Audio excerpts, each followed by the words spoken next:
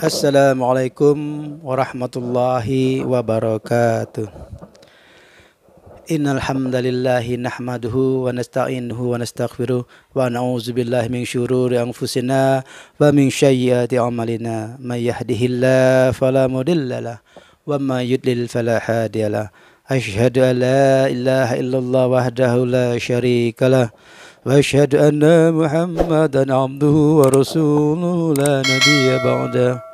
Allahumma salli wa sallim wa barik ala Muhammad wa ala ali Muhammad.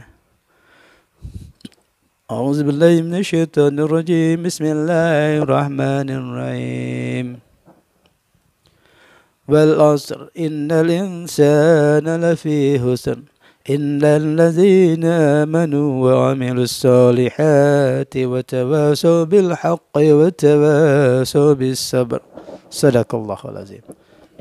Oke, para sahabat terindah sekalian, semoga kesehatan selalu bisa menjadi milik kita semua, karena kesehatan yang kita usahakan itu merupakan suatu berkah dari Allah Subhanahu wa taala yang telah kita usahakan dan Allah Subhanahu wa taala mengabulkannya. Dan semoga keimanan serta ketakwaan kita kepada Allah Subhanahu wa taala juga semakin meningkat dari waktu ke waktu, insyaallah. Amin ya rabbal alamin. Para sahabatku terindah sekalian, pada video kali ini saya tergelitik kembali untuk mengulas suatu informasi yang terkini khusus di dunia politik kita. Dan perasaan saya tergelitik ini karena kita akan menyongsong pemilu tahun 2024 nanti, dan kemungkinan besar akan bertambah sejumlah partai-partai baru yang akan mengikuti kompetisi peralihan kekuasaan di bumi Nusantara ini. Apa yang menjadi hal yang menggelitik perasaan saya adalah bahwa partai-partai baru yang akan bermunculan ini bernafaskan religius. Sementara partai-partai yang sebelumnya juga banyak yang bernafaskan religius. Saya dalam video ini tak menyebut nama-nama partai, tetapi saya hanya menyoroti sekilas pandang mengenai penamaan pada partai-partai di negeri Nusantara ini.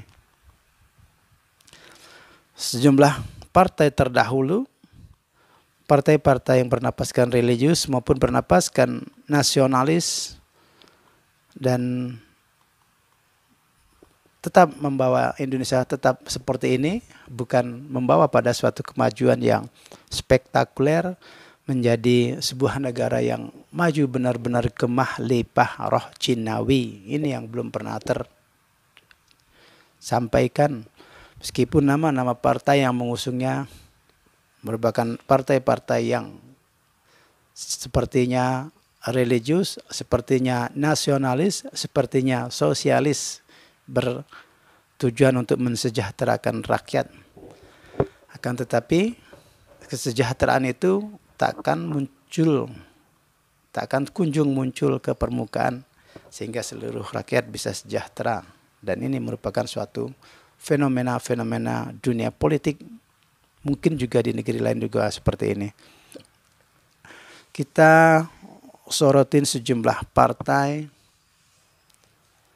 yang bernapaskan religius, yang bernapaskan nasionalis maupun bernapaskan sosialis yang tersembunyi.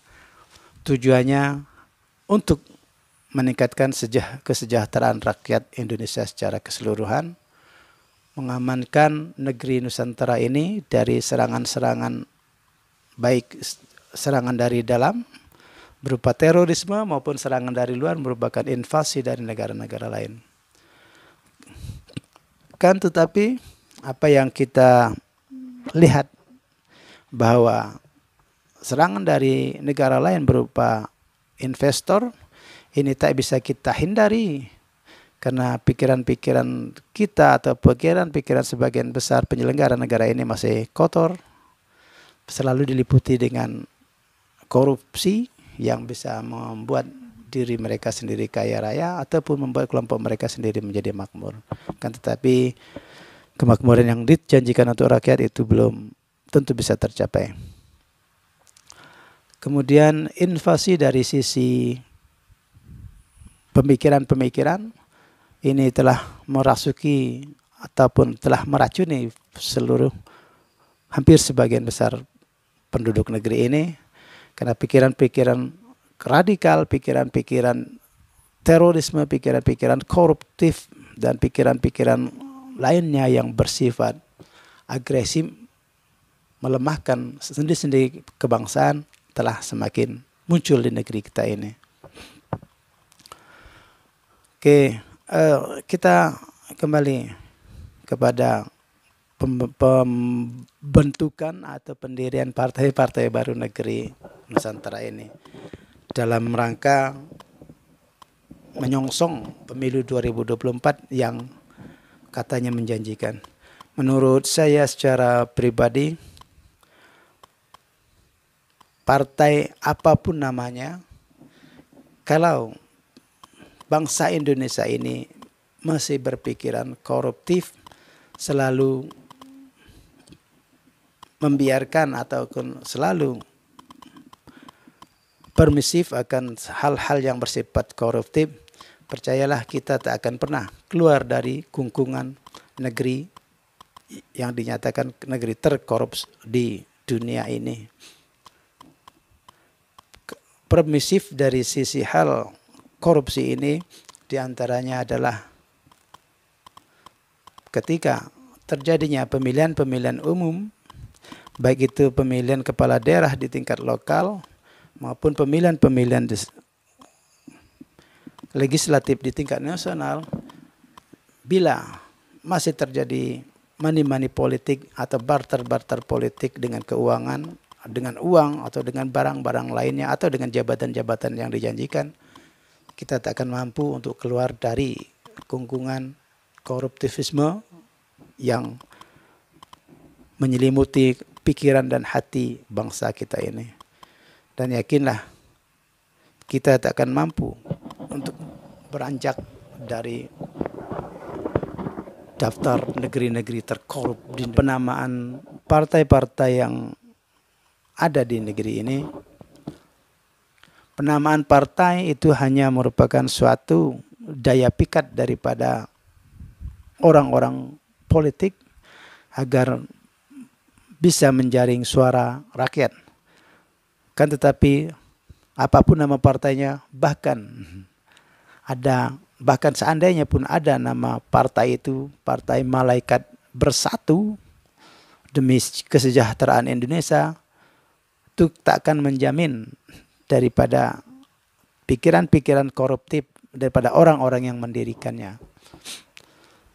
Karena pikiran-pikiran koruptif negeri ini bukan merupakan suatu sifat, bukan merupakan suatu pemikiran yang parsial, akan tetapi telah terbudaya dari sejak zaman dulunya dari semenjak zaman penjajahan Belanda, dari semenjak Republik Indonesia ini belum terlahir pun kita berpikiran koruptif itu telah mendarah daging di negeri kita ini. Terutama lagi ketika kita telah memasuki kemerdekaan ini, banyak anak bangsa yang berpikiran maju untuk memberantas atau membumi hanguskan pikiran-pikiran koruptif itu dari negeri Indonesia ini. Akan tetapi itu hanya sebatas di usaha para anak bangsa yang idealismenya tinggi. Akan tetapi tak akan mampu menghilangkan seluruh pikiran koruptif itu dari negeri NKRI ini. Karena pikiran-pikiran koruptif itu muncul di negeri ini, itu diibaratkan sama seperti kita memotong rumput. Kita pikir kita telah memberantas rumputnya, ternyata itu hanya bagian atas. Sementara akar-akar koruptifnya tetap bertumbuhan di lain waktu, bahkan di tempat yang sama, bahkan pada momentum yang sama, bahkan pada generasi penerus daripada orang-orang tersebut yang sebelumnya adalah koruptor, meneruskan generasi koruptornya kepada generasi berikutnya. Nauzubillah. Ini sama seperti apa yang telah saya sampaikan di video-video sebelumnya, bahwa yang menyatakan dengan judul "Kita adalah Koruptor". Rakyat Indonesia ini rakyat yang majemuk. Jadi kemajemukannya itu sangat masif di segala bidang. Terlebih lagi ketika kemajemukan itu disirami dengan sistem demokratis yang saat ini sedang euforianya bangsa kita berdemokrasi. Dan tuangan demokrasi itu diwujudkan dalam bentuk money politik. Para kandidat yang menginginkan suara daripada rakyat agar mereka terpilih, bahasa penyatunya tidak lain hanyalah berupa materi ataupun berupa uang secara langsung ataupun berupa bantuan-bantuan sosial ke masyarakat dan lainnya, ataupun berupa janji-janji politik. Dan semuanya ini merupakan pengikat daripada masyarakat untuk meyakini memilih kandidat yang sedang berkompetisi. Dan ketika ini direalisasikan, tentulah apa yang menjadi keinginan kandidat tersebut akan terwujud kemungkinan besarnya. Dan hampir saya yakin semua kandidat melaksanakan money politik atau janji-janji politik yang seperti saya sebutkan tadi. Dan masyarakat pun demikian. Ketika dia tidak menerima sesuatu dari kandidat tersebut, atau tidak menerima, baik menerima materi secara langsung ataupun menerima janji dari para kandidat, toh masyarakat pun tak akan memilih. Ini merupakan suatu pragmatisme yang luar biasa. Dan tentu ketika dari para kandidat tersebut ada yang terpilih, dia merasa telah memberikan apa yang diinginkan oleh rakyat tersebut untuk memilih dia. Jadi terjadilah suatu lingkaran koruptivisme yang masif di negeri ini. Makanya saya menganalogikan bahwa rakyat kita ini adalah sebagai akar-akarnya negeri NKRI ini. Kita bisa bayangkan seandainya akarnya ini pun sudah korupsi, di sebuah batang yang rindang namanya batang atau pohon NKRI ini, tentulah ketika pohon yang subur tersebut berbuah, bisa diyakinkan buahnya pun pastilah buah-buah koruptor. Karena akar-akarnya, pohon-pohonnya adalah pohon-pohon koruptif. Sehingga dia membuahkan koruptor-koruptor yang berada di atasnya. Dan buah-buahannya ini tentu kelak menjadi bibit berikutnya untuk menjadikan pohon-pohon koruptif yang lainnya bertumbuhan ke seantero negeri ini. Ini suatu pengandaian yang sangat luar biasa. Kenapa saya menyebutkan di sini rakyat itu juga koruptor dalam tingkatannya yang paling kecil? Saya berulang kali menyatakan paling yang sederhana itu ketika pemilihan umum. Rakyat tak akan mau memberikan suaranya ketika dia tidak menerima sesuatu dari kandidat.